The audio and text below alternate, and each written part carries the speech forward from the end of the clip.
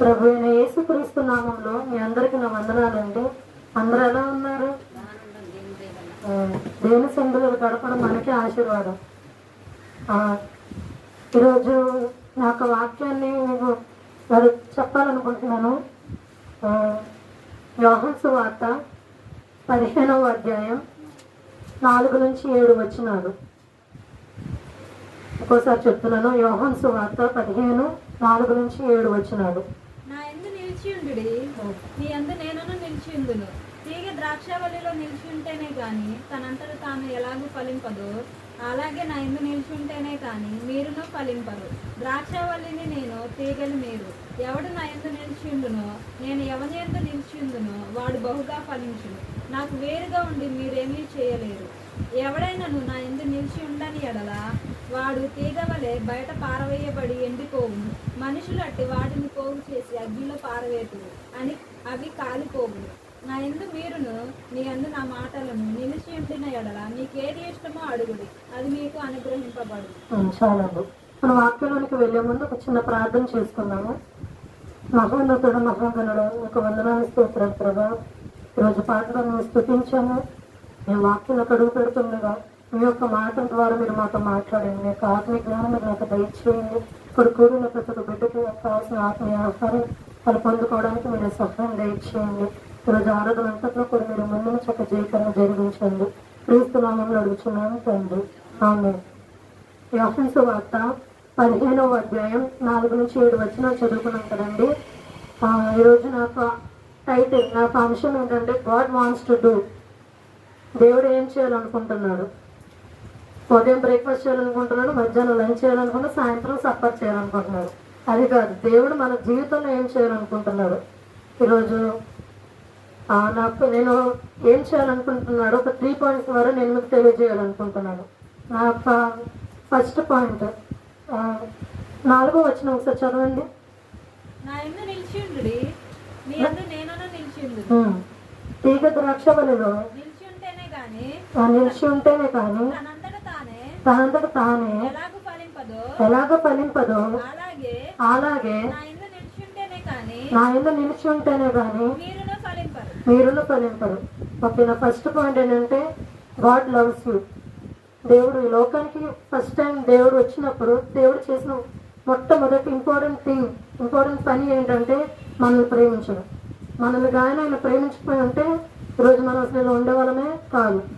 ఆయన అంతగా మన పట్ల ప్రేమ అనేది చూపించాడు. దేవుని యొక్క spiritual love is different from worldly love. ఈ లోకం ఉండే ప్రేమ కంటే ఈ లోకంలో లవ్ అనే పదానికి మొత్తం నాశనం చేశారు ఈ లోకంలో. కానీ దేవుని యొక్క ప్రేమ చాలా గొప్పది. మన గురించి అసలు ఆయనకి ఏం పని ఉంటుంది? ఆయన కానీ మనం ప్రేమించకపోయి ఉంటే ఈ లోకానికి వచ్చి ఇంత శ్రమలు పడి మన గురించి ఇన్ని కార్యాలు చేసి అన్ని మాటలు అనిపించుకొని మన గురించి చనిపోయేంత పని ఆయనకి ఏముంటుంది? మరి అంత ప్రేమించాడు కాబట్టి ఈ లోకానికి వచ్చి మన పట్ల ఇంత ప్రేమను అనేది చూపించాడు. అందుకే ఫస్ట్ పాయింట్ అనేది గాడ్ లవ్స్ యూ. యోహాను సువార్త 3:16 వచనం. దేవుడు లోకాన్ని ఎంతో ప్రేమించాడు. చాలండి, ఎంతో ప్రేమించాడో యోహాను గారు కూడా తెలియదు. అందుకే ఎంతో ప్రేమించాడు. మాటల్లో చెప్పలేము. దేవుని పట్ల మనం బాగానే రాస్తాం పాటలు, ప్రేమ పాటలు బాగానే చెప్పలేనంత పోయలేనంత పాటలు చక్కగా రాస్తాం. కానీ దాని తగ్గడు ప్రవర్తన అనేది మన క్రైస్తవుల్లో కూడా ఉండట్లేదు. నాకు తెలిసి ఇలాంటి ఒక థాట్ మరి దేవుడికి వచ్చిందో రాలేదు తెలియదు, కానీ నాకైతే వచ్చింది. ఇంతగా దేవుడు మన పట్ల కలవరి శిలువలో ప్రేమను చూపించాడే, మరి ఇలాంటి ప్రేమ కాకుండా ఇంకెలాంటి ప్రేమ చూపిస్తే ఈ మనుషులు మారుతారు. ఈవెన్ అన్యులే కాదు, క్రైస్తవులు కూడా దేవునికి ప్రేమను గుర్తించలేకపోతున్నారు. అంటే అంత దిగజారిపోయాం మనం. జఫన్య గ్రంథం కానీ మీరు చదివినట్లయితే సిగ్గుమాన జల్లారా జఫన్య గారు ఎంత దారుణంగా పెడుతున్నాడు. ఆ సిగ్గుమాన జల్ల అన్యులు మాత్రమే కాదు, మన క్రైస్తవులు కూడా ఉన్నారు. నేను ఇంక్లూడ్ చేస్తున్నా, క్రైస్తవులు కూడా ఉన్నారు. దేవుని యొక్క ప్రేమను తెలుసుకోకుండానే ప్రతి ఆదివారం నుండి ప్రతి ఒక్కరు గుర్తు రావాల్సింది, ప్రతి క్రైస్తవునికి గుర్తుకు రావాల్సింది దేవుని యొక్క సన్నిధి. మరి దేవుని ప్రేమించినప్పుడు మనం అనుకుంటాం దేవుని ప్రేమిస్తున్నాం, మరి ఎక్కడ వస్తున్నాం దేవుని సన్నిధికి? ప్రేమించినట్లయితే ప్రతి ఆదివారం దేవుని సన్నిధికి వచ్చి గడపాలి. అదే దేవుని పట్ల మనం చూపించే ప్రేమ. మన గురించి ఆయన ఫస్ట్ ప్రయారిటీ మనకి ఇచ్చాడు, మనం కూడా ఫస్ట్ ప్రయారిటీ దేవునికి ఇవ్వాలి. ఎక్కడ ఇస్తున్నాం? దేనికి? ఏ విషయంలో బయటకు వెళ్ళే ముందు ప్రార్థన చేసుకుని వెళ్ళాలని ఒక మినిమం కామన్ సెన్స్ కూడా క్రైస్తవులకు ఉండట్లా. తినే ముందు ప్రార్థన చేసుకోవడం, పడుకునే ముందు ప్రార్థన చేసుకోవడం, లేచిన వెంటనే ప్రార్థన చేసుకోవడం, ఇవన్నీ మనకి ప్రేయర్ఫుల్ లైఫ్ అంటే ఒక ప్రార్థన జీవితంలో ఉండాలండి. ఈ కానీ లేకపోతే సాతాను దూరేస్తాడు. మన లైఫ్లో దూరాడంటే ఇంకా అయిపోయింది మన పని. అందరినీ ప్రేమిస్తాం, మనుషులు ప్రేమిస్తాం, ఓకే, మనుషులు ప్రేమించే లిమిట్లో ప్రేమించాలి. కానీ దేవుణ్ణి ఎప్పుడు ఫస్ట్ ప్లేస్లో పెట్టాలి. దేవుడు కూడా మనం నశించిపోతున్నామని మన గురించి అని ఈ లోకానికి వచ్చి తనకు ప్రేమని చూపించాడు. పాటల్లో మాటల్లో బాగానే చెప్తాం దేవునికి ప్రేమని, కానీ ఎవరికి మనం దేవుని పట్ల ఆ ప్రవర్తన అనేది మనం ఉండట్లా. దేవుడు కూడా మన పట్ల ఎంత ప్రేమ చూపించాడు. మన పైన ఇప్పుడు తల్లిదండ్రులు ఉన్నారు, పిల్లల్ని ఎంతగా ప్రేమిస్తారు. అలా దారి తప్పిపోతుంటే తగిలించైనా నన్ను తీసుకొస్తారు. అది నిజమైన ప్రేమ. నిజమైన ప్రేమ అయితే పిల్లలు తప్పిపోతున్నారు అంటే తగిలించి వెనక్కి తీసుకొస్తారు. దేవుడు కూడా మనం నశించిపోతున్నామని ఆయన మన పట్ల ప్రేమను చూపించాడు కాబట్టి ఈ లోకానికి ఆయన వచ్చాడు, ఇంత శ్రమలు పడ్డాడు, మనకి గొప్ప గొప్ప కార్యాలు చేశాడు. మరి అంత ప్రేమను మనం ఎందుకు వదిలేసుకుంటున్నాం? అందరి పట్ల ప్రేమను చూపిస్తాం. ఈ మనుషుల పట్ల ఆ మనుషులు ప్రేమించారు, ఆ లిమిట్లోనే ప్రేమించాలి, దానికి తగ్గట్టు ఇంకెక్కువ ప్రేమించకూడదు. యోహాను రాసిన మొదటి పత్రిక 4వ అధ్యాయం 7-10 వచనాలు.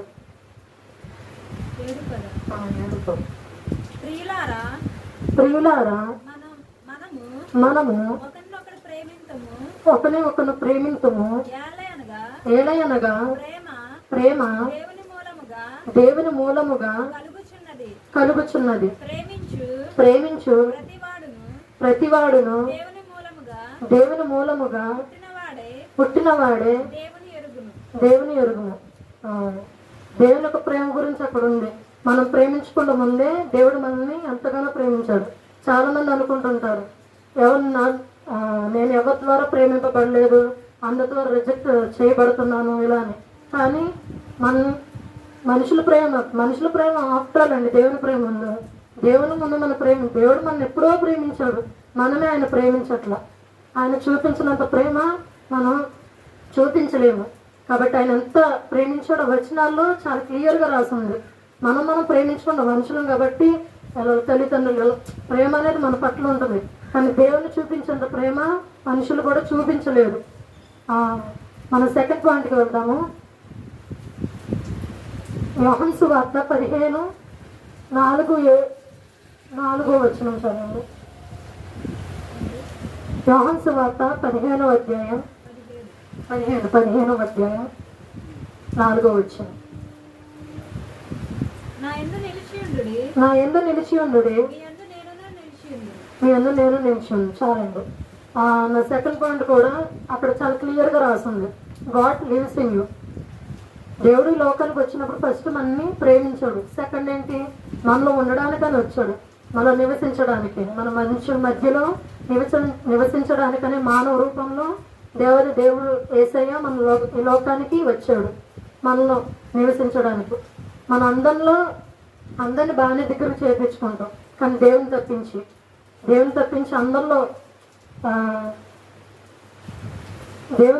అందరినీ మన హృదయంలో పెట్టుకుంటాం, కానీ దేవుని మాత్రం దూరంగా పెట్టేస్తాం.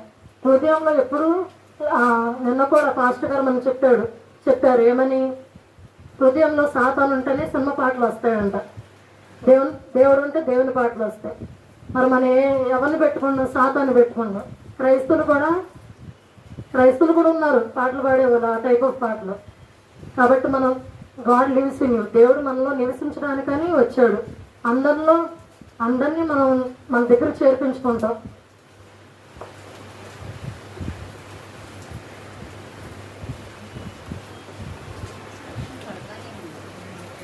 God lives in you. నా యందు నిలిచి ఉండడు, మీ యందు నేను నిలిచి ఉండడు. మనం దేవుని యందు నిలిచి ఉంటే దేవుడు కూడా మనం కూడా ఆయన మనలో నిలిచి ఉంటాం. మనకి గొప్ప జీవితాన్ని ఆయన ఇస్తాడనమాట. అందుకే tears turns into prayers, struggles turns into success and sadness turns into happiness. But ఎప్పుడు దేవుడే మనలో నిలిచి ఉంటే దేవుడు మనలో నిలిచి ఉండాలంటే ముఖ్యంగా మన నిజాయితీ జీవితాన్ని, అంటే పరిశుద్ధ జీవితాన్ని, ఒక వాక్యం జీవితాన్ని, ప్రార్థన జీవితాన్ని అనేది మన జీవితంలో ఉండాలి. అవన్నీ మనకు ఉండవు, క్రైస్తువులు కూడా ఉండట్ల. ఇంకా అన్నిటికి మనం చెప్తాం ఇలాంటివి ఉండాలని. మనకి ముందు ప్రార్థన జీవితం అనేది మనకు ఉండాలి. ప్రార్థన జీవితం ఉంటేనే దేవుడు మనలో నివసిస్తాడు. అక్క 4వ వచనం, ఒకసారి 6వ వచనం కూడా చదవండి. ఎవడైనాను నా యందు నిలిచి ఉండని ఎడల వాడు తీగ వలె బయట పారవేయబడి ఎండిపోవును. చాలండి.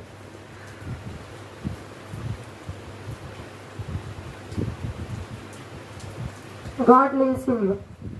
ఎప్పుడైతే గాడ్ లివ్స్ ఇన్ us, ఎప్పుడైతే దేవుడు మనలో నిలిచి ఉంటాడో మన యొక్క కన్నీళ్ళు ప్రార్థనగా మారుతాయి, మన యొక్క బాధలు సంతోషంగా మారుతాయి, మన యొక్క కష్టాలు సక్సెస్గా అంటే ఫలితాలుగా మారుతాయి. ఎప్పుడైతే దేవుడు మనలో ఉంటాడో మన అందరినీ మన హృదయంలో పెట్టుకుంటాం. ముఖ్యంగా సాతాన్ని తెచ్చుకుంటూ ఉంటాం మన హృదయంలోనికి. ప్రార్థన జీవితం లేకపోతే సాతాను ఖచ్చితంగా చూడడానికి చూస్తుంటాడు. కాబట్టి సాతాను రానివ్వకుండా ఉండాలంటే ముఖ్యంగా మన ప్రార్థనలో నిజాయితీగా ఉంటే దేవుడు ఖచ్చితంగా మనలో ఉంటాడు. మనలో నివసించడానికని దేవుడి లోకానికి వచ్చాడు. ఫస్ట్ పాయింట్ ఏంటి? God loves you. And second point, God lives in you. Okay, third point మనం వెళ్దాము. యోహాను సువార్త 5వ అధ్యాయం 24వ వచనం. యోహాను సువార్త 5:24. నా మాట విని నన్ను పంపిన వాని యందు విశ్వాసము ఉంచువాడు నిత్య జీవము గలవాడు. వాడు తీర్పులోనికి రాక మరణంలోనికి జీవంలోనికి దాటి ఉన్నాడని మీతో నిశ్చయంగా చెప్పుచున్నాను. నా థర్డ్ పాయింట్ కూడా ఏంటంటే God leads you to haven. ముఖ్యమైన పని ఇది. దేవుడు లోకానికి వచ్చింది ఫస్ట్ మెయిన్ థింగ్, మనల్ని ప్రేమించాడు, మనలో నివసించడానికి వచ్చాడు. 3వ పాయింట్, మనల్ని నిత్య జీవానికి తీసుకెళ్ళడానికి అని వచ్చాడు. మనం నిత్య నరకంలోకి దేవుడి లోకానికి వచ్చింది మనం నశించిపోతున్నామని వెతికి రక్షించుటకు యేసుప్రభు ఈ లోకానికి వచ్చాడు. మనం నశించిపోతున్నామని. కాబట్టి మనం కూడా God leads you to haven అంటే ఒక స్పిరిచువల్ లైఫ్ అనేది మనకు కంపల్సరీగా ఉండాలి. ఇవన్నీ ఉంటే దేవుడు ఖచ్చితంగా మన పరలోక రాజ్యానికి చేర్పిస్తాడు. ద్వితీయోపదేశ కాండము 4:27 వచనము. ద్వితీయోపదేశ కాండము 4వ అధ్యాయం 27 వచనం.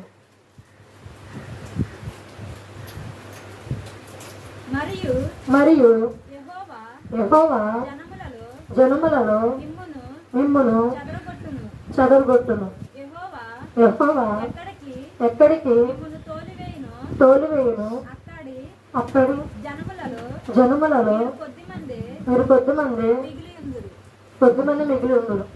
ఆ వెళ్ళే నిత్య జీవానికి కొంతమంది ఉంటారంట, అందరూ ఉండరని ఏమో. అందుకే దేవుడు ఆ మాట అని ఉంటాడు, చివరి రోజుల్లో చివరి దినాల్లో నీ యొక్క విశ్వాసనైనా కనుగొందునా అని. ఎందుకు ఆ మాట అన్నాడు? ఇప్పుడు ఈ వచనం ద్వారా మనకు తెలుసుద్ది. స్పిరిచువల్ లైఫ్ అనేది ఎవరో ఏదో పుస్తకాలు రాసేశారు, ఏదో పుస్తకాలు రాశారు. క్రైస్తువులు కూడా వాస్తుని రోజునే నమ్ముతున్నారు. ఈ రోజు మంచిది కాదు, ఆ రోజు మంచిది కాదు, ఈ రోజు మంచిది, ఇంకంతే. అలా క్రైస్తువులు కూడా నమ్ముతున్నారు. ఇంకా అన్నిటికీ క్రైస్తువులకు ఉండాల్సిన తేడా ఏముంది? పేరుకు మాత్రం క్రైస్తువులు అని చెప్తున్నాం, కానీ నమ్మే అన్ని ఆచారాలు అటువైపు. ఈ రోజు మంచిది కదా, ఆ రోజు అక్కడికి వెళ్ళకూడదు, ఈ రోజు ఇక్కడికి వెళ్ళకూడదు. క్రైస్తువులు కూడా దేవుడు అందుకైనా మనకు వచ్చింది స్పిరిచువల్ లైఫ్. దేవుడు నమ్మేమంటే మనం ఒక డిగ్నిటీ, క్రిస్టియన్స్ అంటే ఒక డిగ్నిటీ అనేది మెయింటైన్ చేయాలి. ఒక ప్రాపర్ డిగ్నిటీ, ఒక ప్రాపర్ క్యారెక్టర్, చక్కటి ప్రవర్తన అనేది మనలో ఉండాలి. స్పిరిచువల్ లైఫ్ కంటే కూడా ఆత్మీయత జీవితం కూడా తెలియదు కొంతమంది క్రైస్తవులకి. అంటే అంత మంచి పొజిషన్లో మనం ఉంటున్నాం, అంత మంచి పేరుకు మాత్రం క్రైస్తవులు, కానీ ప్రతి ఆదివారం దేవుని సందులో కనపడం, ఇంట్లో బజార్లకి వీటికి మాత్రం కనపడుతుంటాం. స్పిరిచువల్ లైఫ్ అనేది ఎవరో ఏదో పుస్తకం రాశారు, దాన్ని నమ్మద్దు. ఇప్పుడు మనం పరలోక రాజ్యానికి వెళ్ళాలి అంటే 10 పుస్తకాలు ఏం చదవసల్లా, ఇప్పుడు డిగ్రీలు పీజీలు ఏం చేయవసల్లా. ఇక్కడ అంటే నేను మీకు 2 Sundays బిఫోర్ అనుకుంటా నేను మీకు చెప్పాను, ఈ లోకంలో అనేక ఎయిమ్స్, అనేక గోల్స్ అనేవి అందరికీ ఉంటాయి. సివిల్ ఇంజనీరింగ్ అని, డాక్టర్ అని, ఏదో ఒకటి అందరికీ డిఫరెంట్ గోల్స్ అనేవి ఉంటాయి. కానీ మనందరికీ క్రైస్తవులందరికీ ఉండాల్సిన ఒకే ఒక గోల్ పరలోక రాజ్యం. హెవెన్కి వెళ్ళాలి అంటే ఉండేది పరలోక రాజ్యం అనేది మన యొక్క ఎయిమ్ అనమాట. దాన్ని మనం సంపాదించాలంటే స్పిరిచువల్ లైఫ్, ప్రేయర్ఫుల్ లైఫ్ ఇవన్నీ మనకి ఉండాలి. ప్రార్థన జీవితం, ఆత్మీయత జీవితం. క్రైస్తవులు కూడా ప్రతి ఆదివారం దేని సందు గడపాలనే ఆలోచన క్రైస్తవులకు రావట్ల. ఇంక ఇంట్లోనే కూర్చోడాలి, ఇంకంతే అయ్యే పనులు. ఇంట్లో కొంచెం చదవడం వల్ల నోరు నొప్పులు వస్తాయి, కానీ దేవుని సందు పెడితే ఎవరికి ఆశీర్వాదం? మనకే, ఎవరికో కాదు. కాబట్టి దేవుడు కూడా వచ్చింది లోకానికి మన పరలోక రాజ్యానికి తీసుకువెళ్ళడానికి. ఏది పడితే పుస్తకాలు చదవడం కదా. చదవండి, ఏ పుస్తకం, బైబిల్ గ్రంథాన్ని, ఈ పుస్తకాన్ని చదవండి. ఈ పుస్తకాన్ని చదివితే మన పరలోక రాజ్యానికి వెళ్ళడానికి టికెట్ ఉంటుంది, లేకపోతే ఉండదు. ఆ పుస్తకాలు చదివేసి అయ్యో నమ్మడం కాదు. దేవుని యొక్క వాక్యాన్ని, ఎక్కడుంది నిజమైన వాక్యం. ఇంకొన్ని సంఘాల్లో పుస్తకాలు చూపిస్తారు. పుస్తకాలని ఇంకో సంఘాల్లో పట్టీలు వేసుకోకూడదు, రింగులు వేసుకోకూడదు, చౌలీలు వేసుకోకూడదు. ఇంక ఇయే వాక్యం. ఇంకొన్ని సంఘాలు గంతులు వేయడాలు, గంతి చక్క సన్నగా అయిపోతారు. ఇంకా కానీ వాక్యం అనేది ఉండదు. కానీ లేకపోయినా అక్కడికే పరిగెడతారు ఈ క్రైస్తవులు కూడా. ఎక్కడుందో నిజమైన వాక్యం అనేది తెలియట్లా. నిజమైన వాక్యం ఎక్కడుందో ముందు తెలుసుకుని దేవుని సన్నిధికి రావడం అనేది ముఖ్యంగా తెలుసుకోవాలి ప్రతి ఒక్క క్రైస్తవుడు. God leads you to haven. ఎవరైతే దేవుడు పంపిన వాని యందు మన నమ్మిక ఉంచుంటే, నమ్మితేనే, నమ్మకపోతే కాదు. ఏదో రక్షణ పొంది, ఇప్పుడు క్రైస్తవులు కూడా రక్షణ పొందుతున్నారు. అందరూ చక్కగా ఒక 3 days బాప్టిజం క్లాసెస్ తీసుకుంటున్నారు, మునిగేస్తున్నారు. కానీ రక్షణ దేవుని సన్నిధికి రాకపోతే ఇంక రక్షణ పొందినట్టే. ఇంక దేవుడు టికెట్ ఇచ్చేస్తాడులే పరలోక రాజ్యానికి అనుకుంటున్నారేమో. జడ్జిమెంట్ అయినా ఇవన్నీ నన్ను రక్షకుడిగా అంగీకరించావు, పర్లా ఓకే, నా సన్నిధికి వచ్చావా, నా సన్నిధిలో గడిపావా, ప్రార్థన చేసావా, ఇవన్నీ అడుగుతాడు. అవన్నీ అప్పుడు ఏం చెప్తాను, తల మొహాలు వేసుకొని ఆయన అంత చూడటమే. సర్లే ఇంక నీ టికెట్ ఇక్కడ కాదు, కింద ఇంకో టికెట్ ఉంది అక్కడికి వెళ్ళని సాతాను వచ్చి సాతాను లాక్కెళ్తుంటాడు. సాతానికి ఇంత మూమెంట్ ఇచ్చినా మన హృదయంలో దూరడానికి చూస్తుంటాడు. అందుకే మనం మన హృదయంలో దేవుణ్ణి పెట్టుకోవాలి. God leaves in you, God leads you to haven. పరలోక రాజ్యానికి వెళ్ళాలి అంటే మన యొక్క ఆత్మీయత జీవితాన్ని మనం కట్టిపరుచుకోవాలి. స్టెబిలిటీ అనేది మనం ఉంచుకోవాలి. స్టెబిలిటీ. అందుకే నా కంక్లూషన్కి వస్తున్నాను. ప్రకటన గ్రంథము 3వ అధ్యాయం 20వ వచనము. ప్రకటన గ్రంథము 3:20.